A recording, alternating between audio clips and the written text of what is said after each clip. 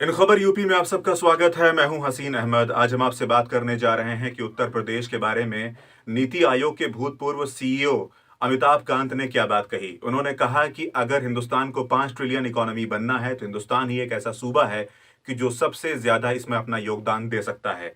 बतौर सीईओ जब वो काम कर रहे थे नीति आयोग में, तो उन्होंने कहा कि उनका काम करने का नजरिया बाकी राज्यों के साथ में भी उन्होंने काम किया, बाकी राज्यों के साथ में भी उन्होंने समन्वय स्थापित करके तमाम कामों को अंजाम दिया। जितनी भी नीति निर्धारित चीजें थी उन तमाम चीजों के ऊपर उन्होंने काम किया और इसके साथ ही साथ उन्होंने यूनियन टेरिटरीज के साथ में भी काम किया। लेकिन उत्तर प्रदेश एक ऐसा इकलौता राज्य है जिसको उन्होंने कहा कि बीते 8 सालों में जिस तरह से वहां पर तरक्की की गई है, जिस तरह से वहां पर इंफ्रास्ट्रक्चर का एक जाल बिछाया गया है, वाकई अपने आप में काबिले तारीफ है। और किसी और राज्य में इतनी क्षमता, इतना पोटेंशियल नहीं है जितना उत्तर प्रदेश ने बीते 8 सालों में योगी हुकूमत के दौरान दिखाया। इसके साथ ही साथ आपको बताते चलें कि किस तरह से उन्होंने रोड के बारे में जिक्र किया कि रोड की जो कनेक्टिविटी है वो उत्तर प्रदेश में बहुत ज्यादा तब्दील हुई है, उसमें बहुत ज्यादा पॉजिटिव चेंजेस आए हैं, सड़कों का बहुत ज्यादा निर्माण किया गया है। जहां पर जरूरत थी वहां पर सड़कों को रिपेयर किया गया, उसकी मरम्मत की गई और उसे इस्तेमाल के लायक बनाया गया। उसके साथ ही साथ रेल कनेक्टिविटी के लिए उन्होंने बात की कि किस तरह से रेलवे का भी वहां पर बहुत बेहतरीन काम किया जा रहा है। उसके साथ ही साथ एयर कनेक्टिविटी के लिए उन्होंने जिक्र किया कि किस तरह से, जिस तरह से हमने देखा कि नोएडा में जेवर में जो आपको इंटरनेशनल एयरपोर्ट बनाया जा रहा है, इंटरनेशनल एयरपोर्ट्स डेवलप किए जा रहे हैं, वो वाकई अपने आप में बेमिसाल है। क्योंकि अगर आप इंटरनेशनल ट्रेड को अपने यहाँ लाना चाहते हैं, अगर आप चाहते हैं कि मल्टीनेशनल कंपनीज हिंदुस्तान में इन्वेस्ट करें, खासकर उत्तर प्रदेश में इन्वेस्ट करें, तो आपको इंटरनेशनल एयरपोर्ट्स का रखना बेहद जरूरी है।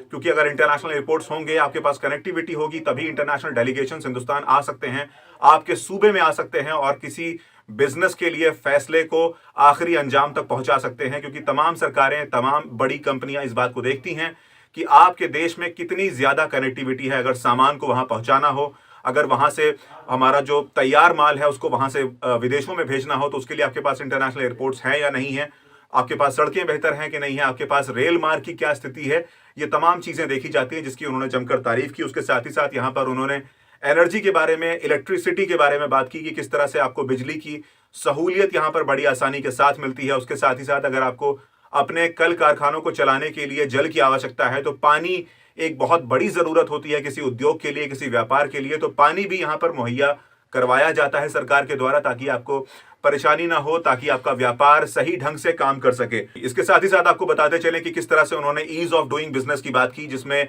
आपको व्यापार करने में आसानी मुहैया कराई जाती है। इसी को कहा जाता है ईज ऑफ डूइंग बिजनेस, ताकि आप आराम से व्यापार कर सकें। कितनी ज्यादा सुगमता के साथ आप अपने कामों को अंजाम दे सकते हैं, आप अपनी कंपनीज को वहां पर रन करा सकते हैं, चला सकते हैं। इसके साथ ही साथ उन्होंने उत्तर प्रदेश की गुड गवर्नेंस के लिए भी बात की कि किस तरह से वहां पर शासन का व्यवस्था इस तरह से रखा गया है कि आपको व्यापार में किसी किस्म की परेशानी का सामना नहीं करना पड़ेगा। वहां पर आप इत्मीनान के साथ अपने कामों को अंजाम दे सकते हैं। चाहे आपकी जो भी जरूरतें हो, सरकार उसके साथ समन्वय बनाकर आपके व्यापार के लिए एक उचित माहौल पैदा करती है। और उन्होंने इसके साथ ये भी बताया कि किस तरह से प्राइवेट सेक्टर कंपनीज जो होती हैं वो कुछ निर्धारित चीजों को ढूंढती हैं। किसी भी सूबे में अगर वो इन्वेस्ट कर रही हैं, अगर वो अपनी कंपनी चलाना चाहती हैं, तो वो कुछ मिनिमम जरूरतें हैं, कुछ न्यूनतम ऐसी जरूरतें हैं जिसको वो ढूंढती हैं कि अगर वो चीजें पूरी हो जाती हैं तो वहां पर निवेश किया जा सकता है, वहां पर कंपनी चलाई जा सकती है। इन जरूरतों के बारे में उन्होंने बताया कि सबसे पहले किसी कंपनी को पूर्वानुमान की बात की जाती है, भविष्य की वांछनीयता की बात की जाती है कि वहां पर भविष्य स्टेबल है या नहीं है। भविष्य बहुत ज्यादा अगर अनस्टेबल है, अगर वहां पर स्थिरता नहीं है, तो वहां पर कोई बड़ी कंपनी अपना व्यापार करने से बचती है। उसके साथ ही साथ नीतियों में, सरकार की नीतियों में एक स्थिरता होनी चाहिए। अगर वहां पर हर रोज नई नीतियां बदली जाएंगी, नीतियों में किसी तरह का कोई परिवर्तन किया जाएगा, तो इससे कंपनियां इससे डरती हैं। कंपनियां ऐसे इलाकों से, ऐसे सूबों से बचती हैं जहां पर नीतियां लगातार बदलती रहती हैं। उसके साथ ही साथ ईज ऑफ डूइंग की टेक टू, उसके साथ ही साथ उन्होंने ईज ऑफ डूइंग बिजनेस की बात की कि आप वहां पर व्यापार की सुगमता वहां पर मुहैया है या नहीं। और चौथी पॉइंट की उन्होंने बात की इंफ्रास्ट्रक्चर। अगर वहां पर आपको मूलभूत जो भी आपको इंफ्रास्ट्रक्चर की रिक्वायरमेंट है, अगर वहां पर आपको मुहैया है, अगर आपको मिल जाता है, तो ऐसे में आपको व्यापार करना काफी ज्यादा आसान हो जाता है। और साथ ही साथ आपको एक डोमेस्टिक मार्केट की भी रिक्वायरमेंट होती है, यानी कि आपके अपने इलाके में जहां पर आप प्रोडक्शन कर रहे हैं, उत्पादन कर रहे हैं, वहां पर आपको एक बाजार भी मिले अपने सामान को बेचने का, ना केवल विदेशों में, ना केवल अलग सूबों में, बल्कि उस इलाके में भी जहां पर आप अपना उत्पादन करते हैं, वहां पर भी आपके बाजार में आपके माल की, आपके उत्पाद की खपत हो। तो यही वो तमाम 4 चीजें हैं जिसको एक कंपनी देखती है और उसके बाद ही निवेश करती है। इसके साथ ही साथ उन्होंने बताया कि ये फिलहाल ये तमाम चीजें, ये तमाम क्वालिटीज, ये तमाम जो हमारे पास अहम जरूरत होती है किसी व्यापार को करने के लिए, ये तमाम सहूलियातें उत्तर प्रदेश सरकार, योगी सरकार आपको मुहैया करा रही है। लिहाजा ये फिलहाल हिंदुस्तान में सबसे पहली पसंद बन के उभरी है तमाम सूबों में। यहां पर निवेश करने के लिए तमाम कंपनियां बेकरार हैं। वो चाहती हैं कि हिंदुस्तान में अगर हमें किसी राज्य से व्यापार करना हो, किसी राज्य में अपना प्लांट लगाना हो, किसी राज्य में अपने व्यापार को बढ़ावा देना हो, तो उत्तर प्रदेश उनको एक बेहद कामयाब रास्ता दिखाई देता है अपने व्यापार को आगे बढ़ाने के लिए। इसके साथ ही साथ आपको बताते चलें कि किस तरह से उन्होंने जिक्र किया इस बात का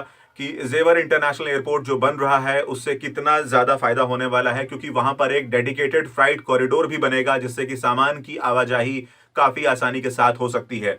इस बात को करते हुए उन्होंने एक बात और बताई कि किस तरह से पहले लखनऊ की यात्रा करने के दौरान घंटों उन्हें गाड़ी में गड्ढों के बीच में सफर करने पे मजबूर होना पड़ता था, कितनी मुश्किल के साथ वो सफर को अंजाम दे पाते थे, बड़ी मुश्किल से लखनऊ पहुंचते थे। और चीजें कितनी ज्यादा बदली हैं बीते 8 सालों में कि नज़ारे एकदम बदल चुके हैं। आपको सड़कें एकदम आरामदायक मिलेंगी, आपको किसी किस्म की परेशानी नहीं होगी, सड़कों पर गड्ढे नहीं हैं, जहां पर कोई समस्या थी उसकी मरम्मत की गई और तमाम तकनीकियों का इस्तेमाल करते हुए राज्य को आगे बढ़ने के लिए, राज्य के विकास के लिए बहुत बेहतरीन काम किया गया। इसके साथ ही साथ आपको बताते चलें कि किस तरह से ग्लोबल इन्वेस्टमेंट समिट 11 से 12 फरवरी को आयोजित होने जा रहा है उत्तर प्रदेश में, जिसके लिए योगी जी ने होटल सेंट्रम लखनऊ में एक अपना कार्यक्रम भी किया और इस दौरान हमें 76,000 करोड़ से भी ज्यादा का निवेश कई कंपनियों के माध्यमों से मिला और हमने मेमोरेंडम ऑफ अंडरस्टैंडिंग साइन की और व्यापार को बढ़ाने में सरकार ने एक बेहद अनूठी पहल इस बार की है।